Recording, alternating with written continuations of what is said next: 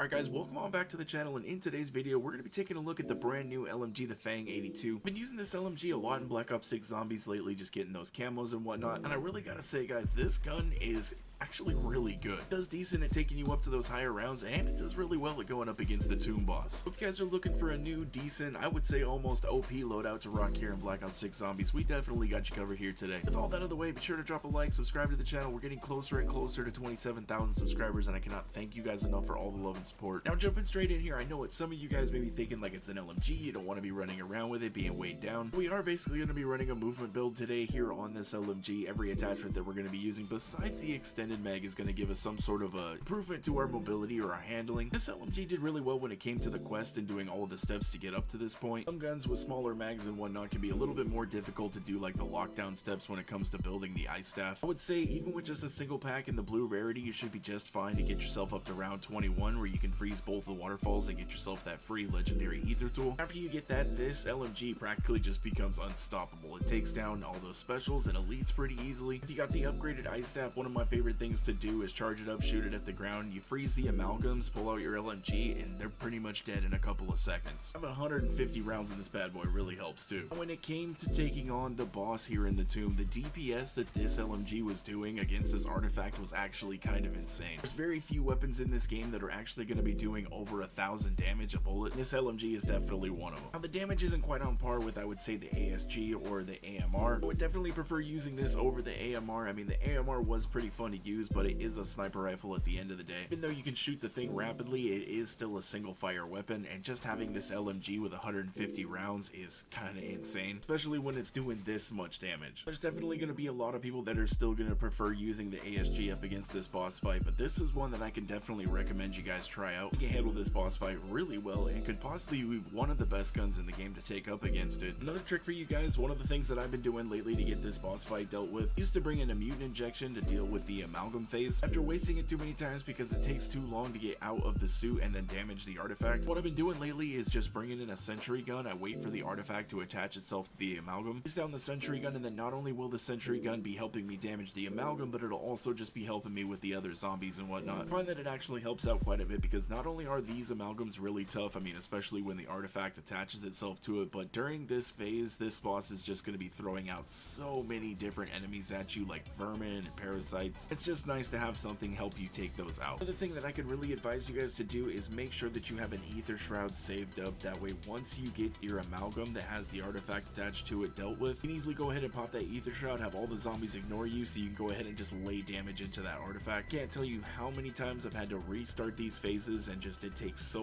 much longer to get through this boss fight. I did end up popping a free fire at the very end of the boss fight here, and to be perfectly honest, I don't even think I really needed it. I think the 150 rounds probably would have been enough to get through this entire ending phase. I figured, you know what, I got a few of these things to burn and it's better safe than sorry. Yeah guys, I've been absolutely loving this LMG right now, and the Cypher's actually really good too. I think both of the DLC weapons that we just got are actually really good weapons. For me personally, I think that the PPSH was a little bit underwhelming, especially since they really tried to hype it up for zombies. I don't know, it just kind of seems to me it's not very good, it's not that viable. Hopefully the PPSH can see some buffs in the future, because as they were saying, an iconic zombies SMG, well, it's not going to be very iconic for very much longer. At least not for this game. At least they did the Sally and Fourth pistols, at least they did the GS45s right. They knew how iconic that the original Mustang and Sally's was from the original Black Ops. They really wanted to bring that nostalgia and power back. The PPSH, I don't know what they were thinking with that thing. Not that it's the worst gun in the game, but when you have so many other better options like this Fang 82 LMG right here, why would you ever pick that unless you were just strictly going for camos? Check this out guys, just laying into the boss right here in the final stage, just taking it out, absolutely draining the health right out of this guy. There it is guys, boss fight complete. I gotta say guys, at a lot of the boss fight runs that I've made here lately, this one did feel pretty easy. Now we did end up using our dying wish, but that was just a mistake on my part. DPS on this LMG is just absolutely crazy, and you'll have no problem just shredding right through this artifact. Let me know down in the comment section what you guys are thinking about this LMG. I'm actually really curious to know your guys' thoughts on these new weapons that we got. If you have to choose between either the Cypher are trying out the LMG, I would probably recommend using the LMG first. I think it is just a little bit better, but don't get me wrong, I absolutely love the Cypher as well. Here is the loadout for anybody that wants to go ahead and check it out. If you guys did make it this far into the video, I greatly do appreciate you. A like and a comment, make them YouTube algorithm gods happy. Subscribe to the channel if anybody is new. I hope you guys have a wonderful rest of your day, and I'll catch you